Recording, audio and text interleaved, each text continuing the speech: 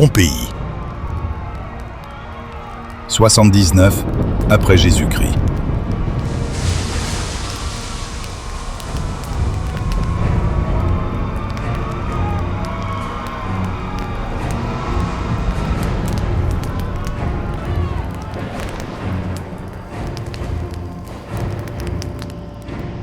Dans la chaleur éclatante d'un après-midi romain, Pompéi se dressait telle une étoile dans l'azur de la Campanie, resplendissante et animée. La cité, jadis fondée par les Osques, vibrait sous le soleil, ses rues pavées résonnant des pas affairés de 20 000 ânes. Marchands, artisans et familles s'entremêlaient dans un ballet quotidien, créant une symphonie de vie qui faisait écho au faste de l'Empire romain.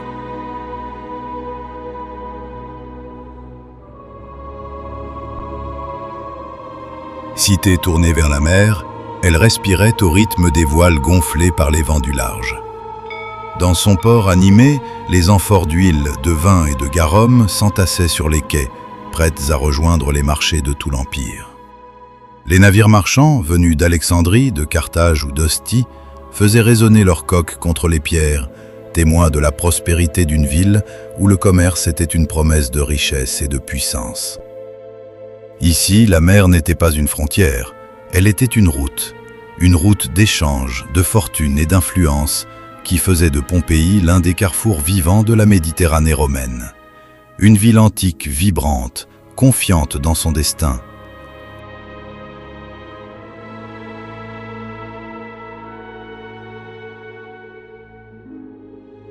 À Pompéi, l'eau était le souffle invisible de la cité. Elle jaillissait des fontaines publiques disséminées à chaque carrefour, claires et abondantes, apportées par des aqueducs ingénieux qui faisaient battre le cœur de la ville.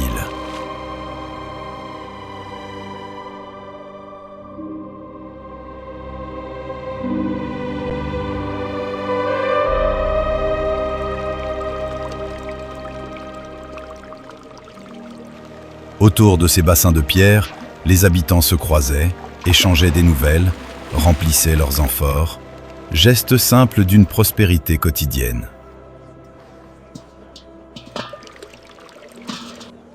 Dans les quartiers élégants, la classe des nobles patriciens figurait parmi les plus influentes de l'Empire romain. Leurs luxueuses villas, décorées de fresques éclatantes et de jardins parfumés, ressemblaient parfois à de véritables petits palais.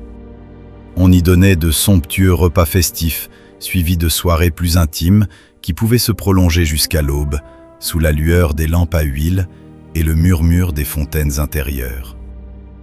Telle était la demeure du puissant Quintus Livicius, riche notable romain, dont la somptueuse domus de Pompéi, ou parfois d'Herculanum, s'animait au rythme de réceptions fastueuses, où se mêlaient prestige, plaisir et influence. Quelle magnifique soirée! Santé! À notre hôte généreux. Santé, que la fête continue toute la nuit. Les thermes, eux, étaient bien plus que des lieux de détente. Ils formaient le centre vivant de la société, où se concluaient des affaires, se nouaient des alliances et se façonnaient des réputations.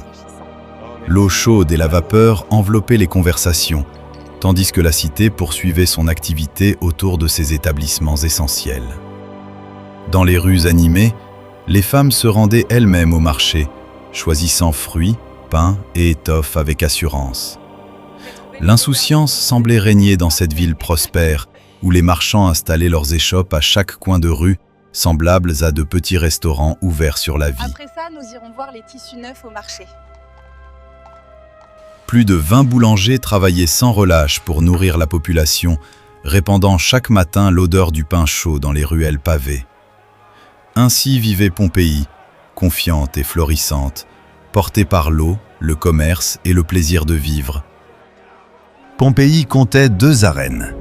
La plus petite, la plus ancienne, faisait office de ludus.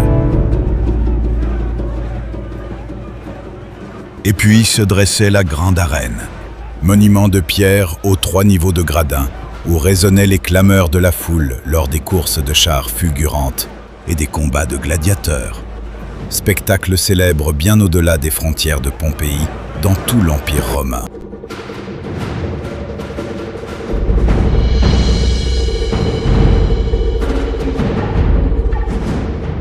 Dans chaque rue de Pompéi, dans l'ombre fraîche des vestibules et le silence des atriums, de petites niches murales veillaient discrètement sur la vie quotidienne. Là, dans ces lararia modestes, les Romains honoraient leur dieu domestique, protecteur invisible du foyer. Puis vint ce jour de fin de l'été de l'an 79 après Jésus-Christ. La chaleur du jour s'était dissipée et la ville, rassasiée de rires, de repas et de conversations, s'abandonnait lentement au repos. Les hommes et les femmes, fatigués des affaires du jour, gagnèrent leurs chambres. Les lampes s'éteignirent une à une. Mais, au cœur de la nuit, un signe discret troubla ce silence. Dans les bassins des jardins, dans les fontaines publiques dispersées au carrefour, l'eau se mit à frémir. Personne ne le savait encore, personne ne pouvait l'imaginer. La cité, confiante dans ses dieux et dans ses murailles, vivait ses dernières heures.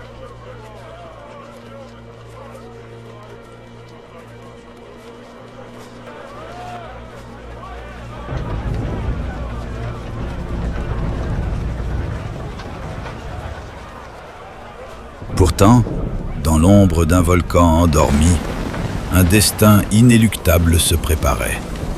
Le Vésuve, ce géant silencieux qui veillait sur la cité depuis des siècles, s'éveilla le 24 août 79 après Jésus-Christ. Dans un premier souffle presque discret, une pluie de cendres et de pierres ponces vint effleurer les façades ornées de fresques et de mosaïques, comme pour murmurer un funeste présage.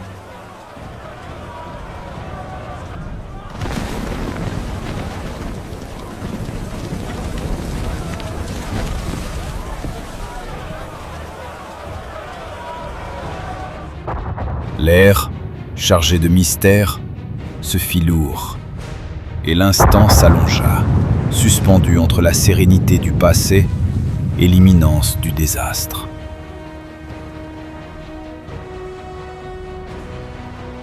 Restez à terre! J'essaye, la cendre rentre partout! Dépêche-toi, ferme ces volets!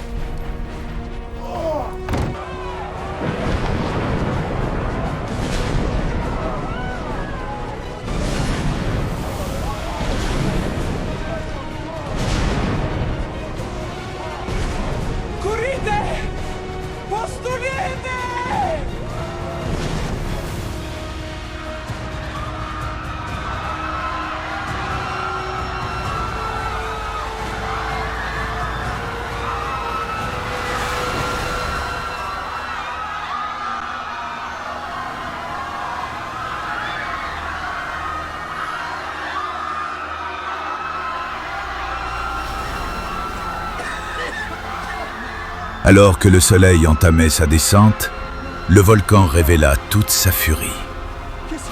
Dans un fracas assourdissant, le ciel se mua en une mer de fumée et de flammes, et la ville fut engloutie par une avalanche de cendres incandescentes et de roches brûlantes. Des familles se précipitèrent vers les portes de la cité, espérant échapper à ce déluge de mort, tandis que quelques âmes, guidées par l'instinct de survie, trouvèrent refuge sur la mer. La chaleur intense, la cendre et les gaz brûlants enveloppèrent la cité en quelques secondes. Les corps furent saisis dans leur dernier mouvement, comme immobilisés par une main invisible. Le temps lui-même sembla se briser. Ainsi, des hommes et des femmes, surpris au cœur de leur vie quotidienne, furent transformés en silhouettes de pierre et de cendres, des statues de lave figées dans l'ultime instant de leur existence. Pompéi. La cendre est devenue mémoire.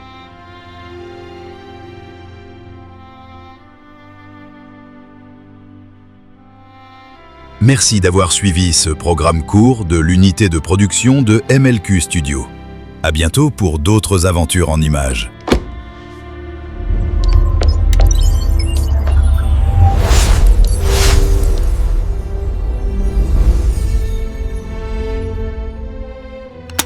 The Time Machine.